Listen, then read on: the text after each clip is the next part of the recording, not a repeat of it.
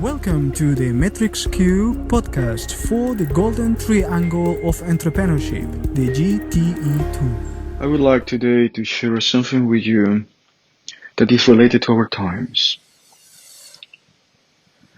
and has to do with the value of prevention today. And I will tell a story for you to understand what I want to talk about. Many years ago, while I was living in Peru, there was the elections for the President Toledo, elections in which the President Toledo will win. And at that time, I was dedicated for those years, 3 years, working in a health center or holistic health, delivering therapies and services to customers that wanted to improve the quality of life and to do preventive practices and improve their health. Well, I was connected with a circle of practitioners, professionals in health that delivered a different type of therapies to the customers.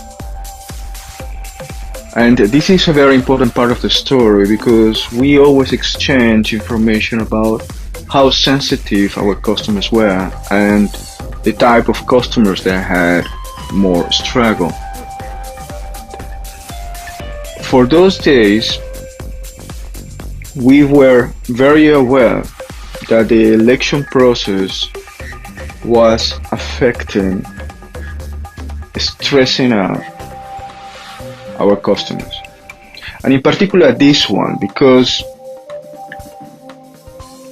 there was a movement of people that supported President Toledo, calling the ancient history of the native people living in Peru.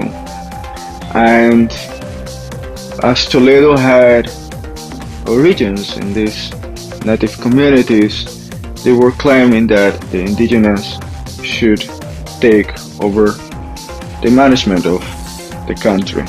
And this movement was huge, and was a lot of rage and anger and pain and frustration coming out of that movement. It was a long walk for many days through the highways, 4 days, until they arrived to the capital. All of this rage, this anger, this uncertainty, frustration was communicated through media, and for those weeks, our most sensitive customers, those that we did care the most for, that were in the process of recovering and getting stronger and stable, were those that fall immediately sick again. Somehow, these customers, I'm not talking only about mine, but the customers of this circle of therapists, were highly sensitive to what we call the collective. They were sensitive to the emotions, to the feelings, to the behavior, to the ideas expressed in the collective. Obviously, social media had something to do with that, but we also had customers that were not exposed to social media. And those customers were also affected. We know about research studies in which a percent of the human collective will learn something, develop clarity about a specific topic, and naturally the rest of the human collective will slowly become more skillful at that, which is a wonderful thing to know. You can read about these research studies, 100 monkeys experiment, for example. There are experiments about, tests done in different countries around the world, in which a first group of people will complete a test, a random test, in, let's say 2 hours, and minutes later, and the other text, another exam will be given, to another group of people that have no relationship with each other and a different place on the planet, and they will solve the exam, in less time, and the third group will do it in less time, and The experiment suggested that somehow the last group was more skillful to solve the test. There's still a lot to learn and understand about how humans are interconnected as a species. We know that other species of mammals, for example, insects react as a collective to externalities. So how humans react to externalities is a very good question. And for my experience as a therapist, as a trainer and coach, and in business, um, I'm certain that there is a collective response to externalities, to the process of learning, to stress. Well, why I'm sharing this with you today is because in our current times, the stress within families, the stress within individuals, isolation, um, mental health issues, plus sickness, plus frustration, plus financial instability and distress is creating in most of us a survivor feeling. But the survivor feeling can be helpful to boost our immune system and also give us focus and stability if we know how to use that feeling.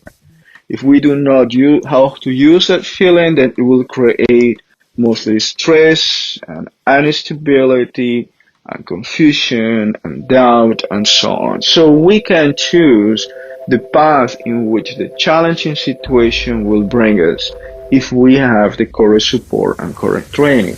And this is when the practice of preventive medicine helps a lot because it will help us to focus on positive thoughts and emotions and responsive to the challenges in the environment in a very active, pragmatic way, and give us the possibility to also stabilize our surrounding. For example, a good practice of matrix Q conscious breathing will help you not only be fully aware of your body and communicate, relate to your body with positive emotions, but also to help others around you have more calmness, more quietness, more positive emotions in the communication and the collaboration process.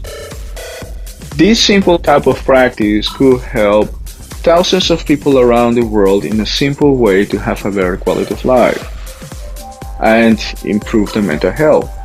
But at the Matrix Q Research Institute, we have not only developed this beautiful conscious breathing practice, but also we have a way to use performing arts, music, dance, poetry, and improvisation to create similar effects in a creative self-expression with authenticity, connecting with our own emotions and creativity, expressing what we carry within, processing through performing arts, processing through games.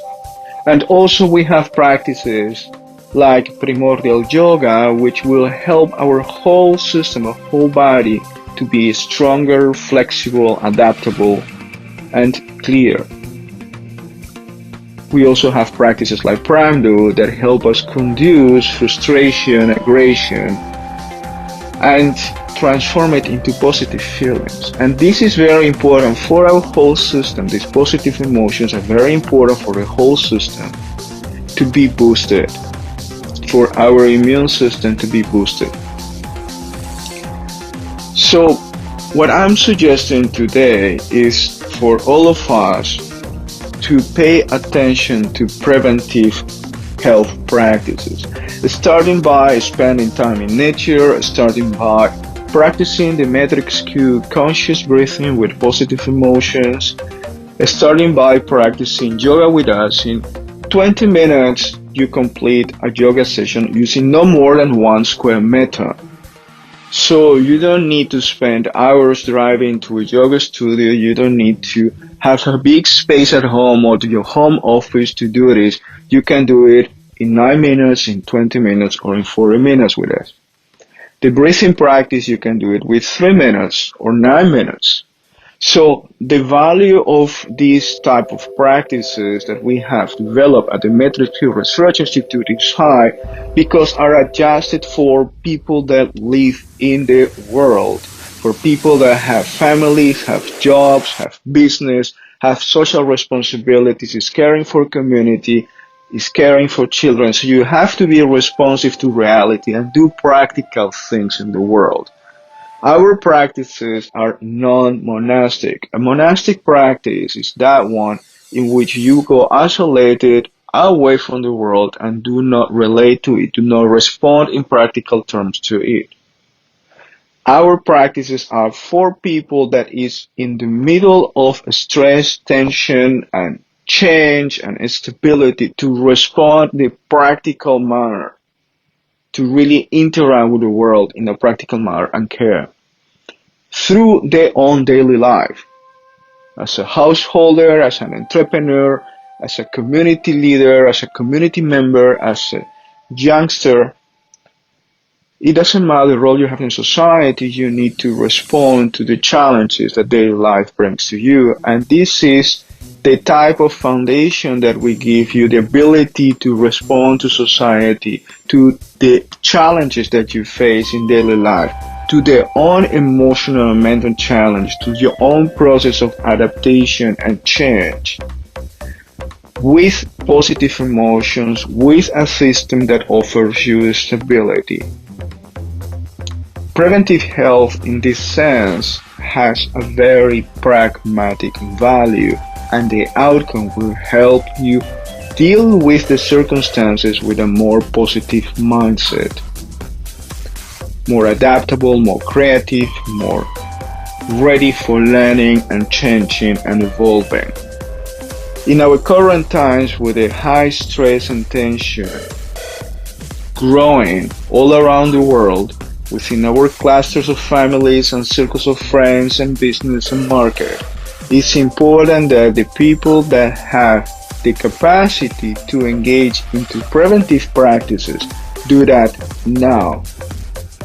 It is not only about the pandemic, it is also about the following 20, 50 and 100 years of climate change disruptions and outcomes that we will need to experience and adapt to.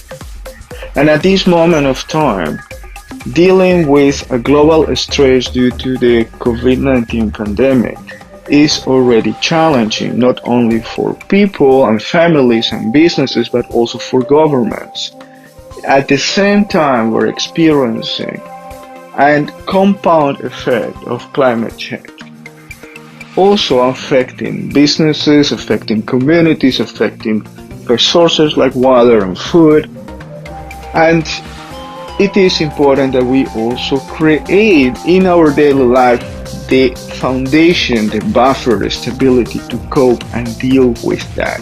And it's not only for ourselves, but also for the next generation. So what I'm trying to say right now, if I'm saying anything, is that preventive health practices are important not